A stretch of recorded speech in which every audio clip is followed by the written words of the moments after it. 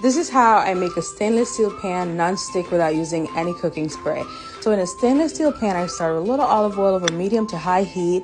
I wanted the oil to smoke, but not enough to trigger the smoke alarm. So I was looking for those lines right there, and we call those lines the ripples. I was very happy with the amount of ripples I saw. So at that point, I poured that oil off. Once the oil smokes, I don't use it. I discard it. Look at the glaze on that pan. That's your non-stick pan right there. And I did cool the pan down. After that, I put it back over the heat with like medium to low heat, added some olive oil and just enough to like coat the bottom of the pan, not too much.